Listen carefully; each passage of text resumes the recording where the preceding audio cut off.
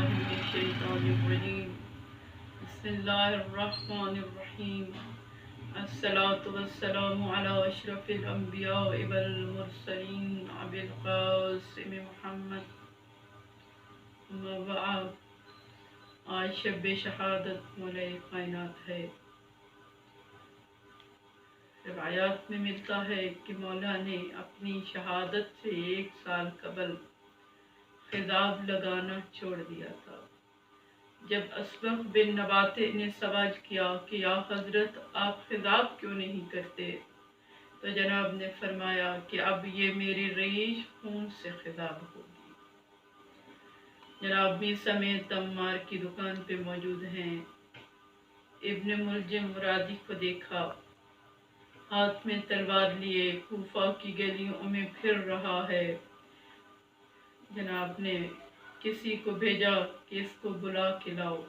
जब ये आया तो फरमाया कि कूफा में किस गर्ज से आया है। ये मलाउन कहता है कि कूफा की सैर को आया हूँ।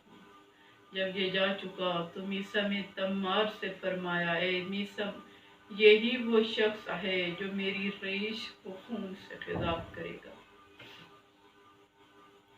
जनाब मीसा में तम्मार फरमाते हैं, या हजरत आप इसे सजा क्यों नहीं देते। फरमाया, जो इसने गुनाह नहीं किया उसकी सजा कैसी। मेरे मौला का ये दस्तूर था कि जैसे ही रमज़ान और मुबारक शुरू हुआ, हर रोज़ इफ्तार अपने किसी न किसी औलाद की तरफ करते थे। 19 रमज़ान और मुबारक को मेरे आका ने इफ्तार जनाब उम्मे कुलसूम की तरफ किया। जनाब उम्मे कुलसूम ने 1 जौ की रोटी, नमक और 1 गिलास दूध को पेश किया तो इमाम की आंखों में आंसू आ गए। फरमाया, आए उम्मे कुलसूम, क्या तेरे बाबा ने एक साथ 2 अच्छी ग़िज़ाओं को तनावुल किया है? आप एक ग़िज़ा उठा लीजिए। जनाब उम्मे कुलसूम ने दूध के प्याले को उठा लिया। मौला ने ये रात अल्लाह की इबादत में बसर की। पूरी रात मौला बेचैन और मुज़तरब रहे। कभी सहने खाना में तशरीफ़ फरमा होते और फरमाते, ये लिकाए रब्बानी की रात है। कभी फरमाते, ये वादा की रात है। कभी फरमाते, इन्ना लिल्लाहि व इन्ना इलैहि राजिऊन। जनाब उम्मे कुलसूम फरमाती हैं कि जब मैंने बाबा की ये कैफियत देखी, मैंने बाबा से सवाल किया, बाबा आप इस तरह बेचैन क्यों हैं, आप ऐसे क्यों फरमा रहे हैं। जनाब फरमाते हैं, उम्मे कुलसूम, तेरे नाना ने मुझे खबर दी थी कि मुसल्ला इबादत होगा, मस्जिद का मेहराब होगा, 19 रमज़ान मुबारक की रात होगी।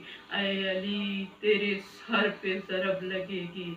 जनाब उम्मे कुलसूम ने गिरिया शुरू किया। जनाब ने अपनी बेटी को तसल्लियाँ दी। अब जब नमाज शब का वक्त हुआ, जनाब घर से मस्जिद की तरफ तशरीफ़ ले जाने लगे। घर में मुर्गाबियाँ थी। उन्होंने दामन आबा को पकड़ा और जनाब उम्मे कुलसूम ने इन्हें मना करना चाहा। फरमाया, ए उम्मे कुलसूम, इन्हें मना न करो, ये मेरा नोहा पढ़ रही हैं।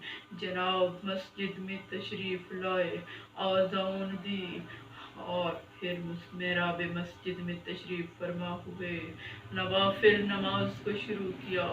पहली रकत के दूसरे सजदे में सर रखा।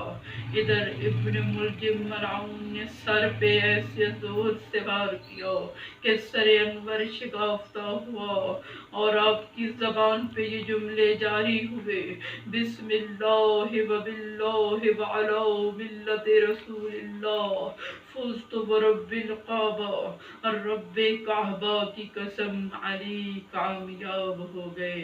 फिर मेहराब मस्जिद से मट्टी उठाते थे, अपने जख्म पे डालते जाते थे और फरमाते जाते थे, ومنها خلقناكم وفيها نعيدكم ومنها نخرجكم تارة أخرى. ادھر عاطف غیبی نے صدا دی قتل العلی فی الارض کوفہ، علی ارض کوفہ میں شہید ہو گئے، زمین کوفہ پہ زلزلے شروع ہوئے، سرخ آندیاں چلنے لگیں، یہاں تک کہ علی کی ضربت کا اعلان ہو گیا۔ امام حسن سے فرمایا اے حسن تم امامت کرو، نماز پڑھاؤ۔ ہائے وہ کتنی مشکل نماز تھی جو امام حسن نے اپنے بابا کی موجودگی میں، جب بابا کے سر پہ ضرب لگ چکی تھی اور ریش اقدس خون سے خضاب تھی، امام نے وہ نماز پڑھائی۔ کتنی مشکل نماز ہوگی امام حسن کے لیے، اور کتنی مشکل وہ علی کی آخری نماز جو علی نے خود پڑھی۔ کبھی علی دائیں کروٹ پہ سہارا لیتے، کبھی بائیں پہلو پہ سہارا لیتے، بڑے اضطراب اور بے چینی کے عالم میں علی نے نماز پڑھائی، علی نے نماز پڑھی۔ اب جب نماز ختم ہوئی، اپنے بیٹوں نے سہارا دیا، امام حسن نے کمر سے پکڑا، امام حسین نے دائیں سے سہارا دیا، محمد حنفیہ نے بائیں پہلو سے، اور غازی عباس نے نالین پہنائی، ابھی چند قدم آگے ہی چلے تھے۔ فرمایا اے میرے شہزادو، مجھ سے چلا نہیں جاتا، ایک عبا منگواؤ، ایک سجادہ منگواؤ۔ اب شہزادوں نے عبا بچھائی، اپنے بابا کو اس پہ بٹھایا، شہزادے عبا پکڑ کر گھر لے جانے لگے۔